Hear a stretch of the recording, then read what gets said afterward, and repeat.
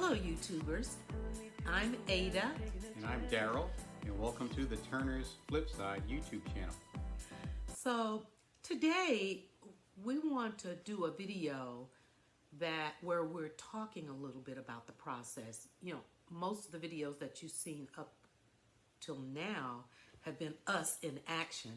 And listen, I don't want to get, confuse you. We are like that in real life. We're always moving and always in action.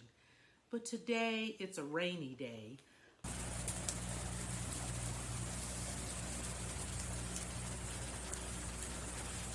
So we thought it would be good to just sort of talk about the kinds of things that we've been doing leading up to our move. So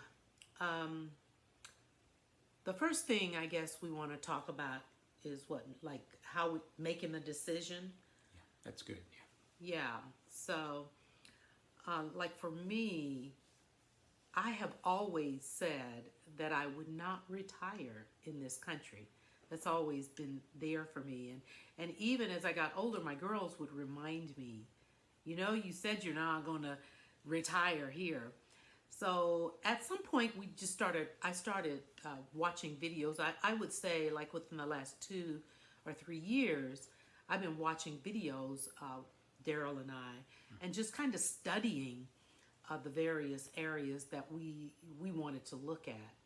And, Daryl had some ideas. Yeah, actually I had lived outside of the country for a number of years in the past, and so I had an idea, an experience that showed me what it was like to move outside the country. And I didn't want to come back to the U.S. because I had such a good time. And so for me as well, it's always been a consideration to live outside the U.S. and experience other cultures and have other kinds of adventures other than those that I've experienced in the U.S. my entire life. So we wrapping all of that up into our consideration. Yeah. We looked at those things. Yeah. See, so for him, he's experienced, but me, I have never lived outside the country. So that was a big deal for me. I have the passion to do it, but when it really comes down to making the decision, yeah, we're going to move. We're going to give up everything. That was a challenge for me. It is not so much a challenge now because I'm really excited. We've been to the country that we're moving to and spent a few weeks, and it was really beautiful. The weather, the people, and although there were a lot of differences, I just wanted to embrace those differences. There's the diet, the way the culture eats is very different than what I'm accustomed to, but the food is delicious. And so I don't feel that there's anything that I can't adjust to. So yeah, my experience, I lived in the Netherlands for 3 years, and that was actually a bit more of a culture change to me because actually the diet, the food, was the norms were different than what I was used to here in the States. However, with Mexico, we grew up around Mexican food, and that kind of, it's not exactly the same as the real Mexican food, but it's close enough where you're comfortable with it. And in fact, it tastes better than what we get here in the U.S., and it's a lot more variety than what we get here in the U.S., but it's similar, so we have exposure. And so going into that culture, it's a smoother transition diet-wise as far as it hit me, and I think Ada as well. yeah. So that was an easy transition there for me. Yeah, so that's that. It's like we made the decision, and once we decided, then we jumped. We did, we said, let's do it, and then we started, all the things, the moving and the downsizing and all that. So another thing is that we wanted to visit the various areas that we were interested in. So we did visit the country, and I think that it's really important when you're making a decision to do just that, to visit the country before you actually move and spend some time. And this is something that I really want to make very clear and very impressionable is I am a visitor when I go to someone else's country. And so I am not going to go there with any arrogance or, preconceived notions about the what so. I am very interested in new and other cultures altogether, new experiences. So when I go, it's all about the adventure and the experience and the respect. Respect other people's country and their culture. That's a good point, Ada. I wholeheartedly agree. When I lived in the Netherlands, there were things that were different in that culture than what we had here. I was there with another person from the U.S., and they had the opposite kind of approach to it. They were always talking about how this isn't how we do things in the United States, or that's not how we cook this particular dish in the United States. And it's really, and I would cringe every time I would hear that, because you could see it in the face of the people who lived there that they didn't appreciate those kind of comments. And in fact, we had an incident in a restaurant where the owner of the restaurant actually snapped back at him because he just did not respect the culture, and he kept talking about how he wanted what was in the U.S. And my comment on that is, if you want things the way they are in the U.S., my recommendation is stay in the U.S. and then you'll have things the way you want them. But if you're going to another country, you need to adapt to the way things are done in that country. When in Rome, That's as right. they say. That's right. And I say that all the time. I used to say that to my girls when we would travel, wherever we were. I'd say, well, we're not in the U.S. We're in Hawaii. When in Rome, do as the Romans do. So, yeah, thank you for reminding me of that. And so, okay, so that's that. And then with the downsizing, of course, it's, listen, my husband is just so cool because he was like ready to go. He was ready to go when we said, we're going. Me, on the other hand, I'm the more emotional, passionate. Not to say that he's not that way, but I'm just saying about the move. It's like, I don't want to give up this. I don't want to give up that. Can we take this? No, I'm hanging on. And so that has been a challenge for me. And I just decided that I'm just going to make it work for myself. I mean, I'm going to be in my emotions. I'm not going to be like, overbearing with it. But, the humanity is coming out. And there are some things that I'm really struggling with parting with. And then I'm just going to do it. And so we've done that. We have given up, sold, or just, given away so many, or gifted so many of our, like personal possessions. And, as we do that, what I'm finding is that I'm feeling lighter and lighter. Like I feel like a weight is being lifted off me.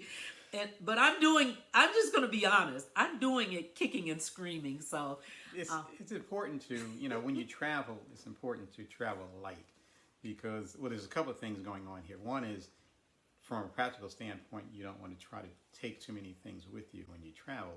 And the other thing is, when you get there, you realize that you really didn't need all that stuff you brought with you. How many times do you go somewhere and you have a suitcase full of things and you use maybe a third of what you brought with you? Because you brought a bunch of stuff you didn't really need, you're never going to use. And that applies to this kind of move as well. You want to bring a lot of things with you because you're used to having them. But the reality is, are you going to use them? I packed a carry-on suitcase for a trip to Mexico. Yeah.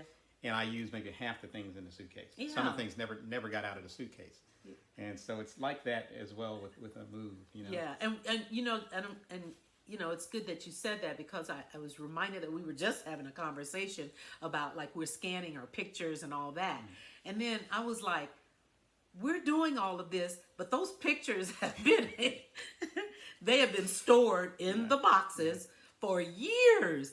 But now all of a sudden I'm looking at them and, the memories. I'm just like going through all of that, right? Yeah. So it's the humanity of it all, right? Yeah. And thank you. My husband is lovely because he's respecting my humanity and he's gently saying, let it go, let it go, let it go. So that's that piece.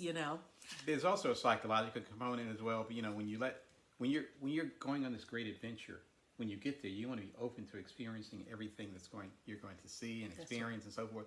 And you don't want all this baggage in the back of your mind, that you brought along with you. Well, I got to get back home to my air fryer. I got to get back home to my water filtration unit. It's just be free, and you're out there and you're enjoying the world and seeing the sights and things that there are to see. And That's so right. You're going to always be open to that. And, That's right. And the less baggage you have, the more you're going to be open to that. The voice of wisdom. Thank The you. baby. So, so that's that.